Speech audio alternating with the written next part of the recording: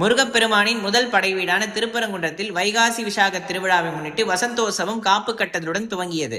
30ஆம் தேதி வைகாசி விசாகத்தன்று பாலாபிஷேகம் நடைபெறும் நாளில் மொட்டையரசு திருவிழாவும் நடைபெறவுள்ளது. திருப்பரங்குன்றம் சுப்பிரமணிய சுவாமி திருக்கோவிலில் வைகாசி விசாக திருவிழாவை முன்னிட்டு காப்பு கட்டுதல் துவங்கியது.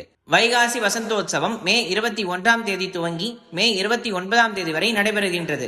இதற்காக தினந்தோறும் மாலையில் உற்சவ சன்னதியிலிருந்து அருள்மிகு சுப்பிரமணிய சுவாமி தெய்வயானை அம்பாளுடன் மலர் அலங்காரங்கள் செய்யப்பட்டு சுவாமி எழுந்தருள்வார். அதன் பிறகு லட்சுமி தீர்த்தம் அருகே உள்ள வசந்த மண்டபத்தை 3 முறை வலம் வந்து வசந்த மண்டபத்தை சுற்றியுள்ள தடாகத்தில் ஊஞ்சலில் எழுந்தருள்வார். அதன் பின்பு சுவாமிக்கு சிறப்பு பூஜைகள் நடைபெறும். பின்பு மீண்டும் சுவாமி உற்சவர் சன்னதிக்கு எழுந்தருள்வார். விழாவின் முக்கிய நிகழ்ச்சியாக வைகாசி விசாக பால்குட திருவிழா வருகின்ற 30ஆம் தேதி நடைபெற உள்ளது. இதனைத் தொடர்ந்து சனிக்கிழமை அதிகாலை 4:30 மணிக்கு சண்முகர் சன்னதியில் இருந்து சண்முகர் வள்ளி தெய்வயானை சமேதராக கோவில் கொடிமரத்தின் அருகே உள்ள வைகாசி விசாக குரட்டிற்கு எழுந்தருள்வார். இந்நிகழ்ச்சி ஆண்டிற்கு ஒரு முறை மட்டுமே நடைபெறுவது குறிப்பிடத்தக்கது. அங்கு சண்முகர் வள்ளி தெய்வயானை அம்பாள் சமேதராக அறக்கட்டளை சார்பாக நடைபெறும் அபிஷேகம் நடைபெறும். அதன் பின்னர் பக்தர்கள் நேர்த்திக்கடனாக கொண்டு வரும் பால் குடங்களில் இருக்கக்கூடிய பாலை கொண்டு அபிஷேகமானது நடைபெறும். மேலும் மதுரையை சுற்றியுள்ள பகுதிகளிலிருந்தும் கிராம பகுதிகளிலிருந்தும் பல்லாயிரக்கணக்கான பக்தர்கள் பாத யாத்திரையாக நடந்து வந்து பால் குடம் எடுத்தும் அழகு குத்தியும் பால் காவடி, பன்னீர் காவடி, புஷ்ப காவடி மற்றும் பறவை காவடி எடுத்து வந்து முருகப்பெருமானுக்கு தங்களது நேர்த்திக்கடனை செலுத்துவார்கள்.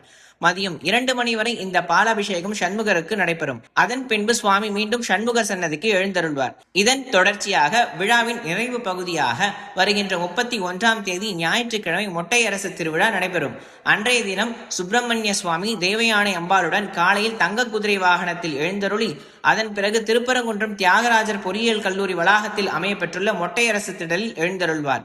அங்கு பக்தர்கள் அமைக்கும் திருக்கண்ணில் காலை முதல் மாலை வரை எழுந்தருளி அருள்பாலிக்கும் சுப்பிரமணிய சுவாமிக்கு இரவு புஷ்ப பல்லக்கில் புறப்பாடாகி திருப்பரங்குன்றம் கோவிலுக்கு வந்தடைவார். விழாவின் ஏற்பாடுகளை கோவில் நிர்வாக அதிகாரி ஞானசேகரன் மற்றும் அறங்காவலர் குழு தலைவர் மற்றும் அறங்காவலர்கள் குழுவினர், கோவில் ஸ்தானிக பட்டர்கள், கோவில் ஊழியர்கள் சிறப்பாக செய்து வருகின்றனர்.